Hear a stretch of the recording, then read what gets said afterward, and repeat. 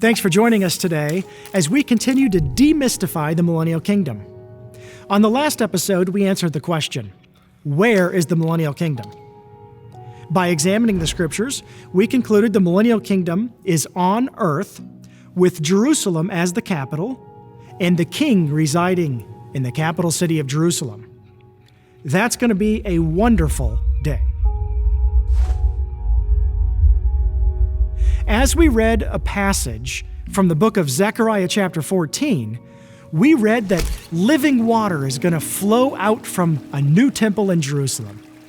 Half of it's going to flow into the Western Sea, which is the Mediterranean Sea, and the other half is going to flow into the Dead Sea, known as the Eastern Sea. And the Dead Sea is actually going to come to life again. In fact, if you're interested in learning more about that process and what it looks like for fish to live in the Dead Sea, check out the Tove podcast at lifeandmessiah.org. We've got an episode there called Will the Dead Sea Live Again? In that episode, we take a look at the changes to the Dead Sea that will happen during the Millennial Kingdom. Today, we want to explore the lifestyle of the Millennial Kingdom. And first, we're going to take a look at Isaiah chapter 65, verses 19 to 21. There, the prophet is describing this future millennial kingdom. We read the following. I will rejoice in Jerusalem and be glad in my people. The sound of weeping and crying will no longer be heard in her. In her, Jerusalem, a nursing infant will no longer live only a few days, or an old man not live out his days.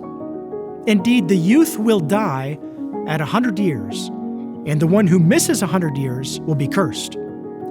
People will build houses and live in them. They will plant vineyards and eat their fruit. Now, there are several items that should be pointed out here.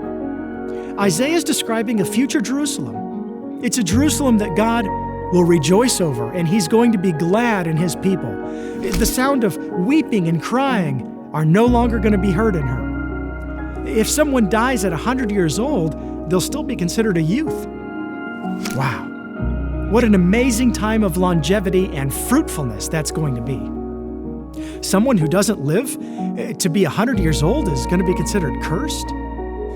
People are also going to build houses and live in them. They're going to plant vineyards and eat their fruit. This description of a future Jerusalem is quite a bit different than the Jerusalem of John's vision at the end of the book of Revelation. There, in chapter 21, in verse 4, John writes that God's going to wipe away every tear.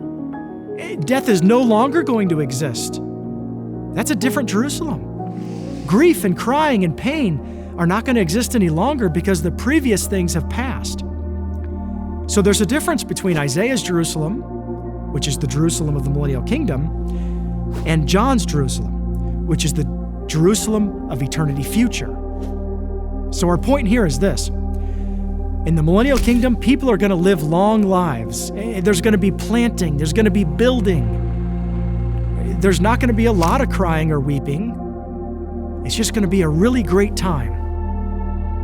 And although it's a great time, it's not a perfect time like John describes. Another passage that talks about the nature of the Millennial Kingdom is Isaiah chapter 11, verses 6 through 8. There we read that there's going to be a lot of harmony in the natural world between people and animals. It says this, the wolf will live with the lamb and the leopard will lie down with the goat. The calf, the young lion, and the fatling will be together and a child will lead them. The cow and the bear will graze, and their young ones will lie down together. And the lion will eat straw like the ox. An infant will play beside the cobra's pit, and a toddler will put his hand into the snake's den. Now, there are multiple things about this passage that are simply not true of our world today.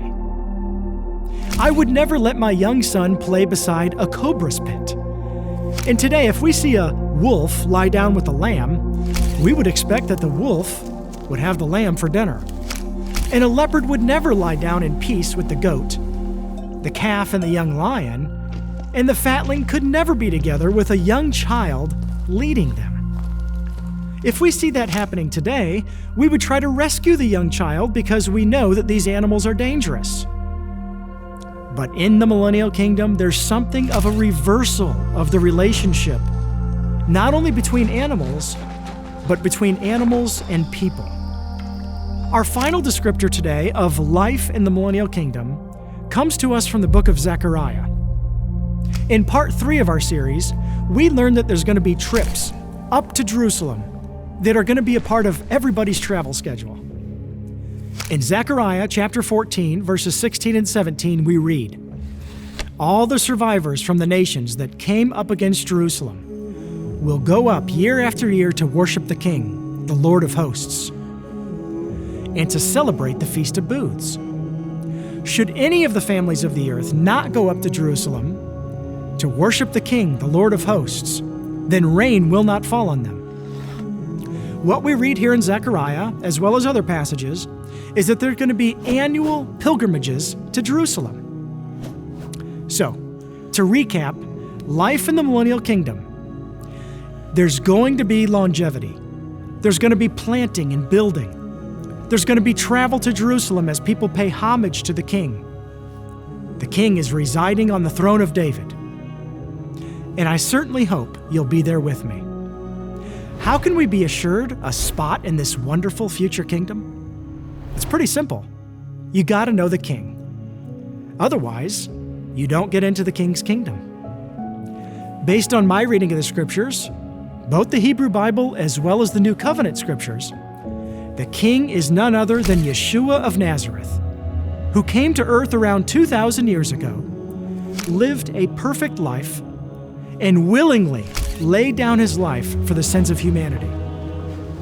After laying down his life through his terrible suffering and agony of death on the cross, God raised him from the grave 3 days later, proving that he was indeed the Son of God.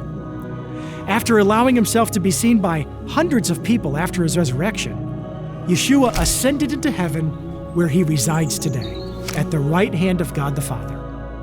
In his perfect timing, at some point in the future, Yeshua will return. And when he returns, he's going to defend Jerusalem, defeat her enemies, and establish his kingdom. It's going to be a wonderful time, and I hope you'll be there with me. Thanks so much for joining us as we continue to demystify the kingdom. Hit that like and subscribe button on your way out. Until next time, shalom.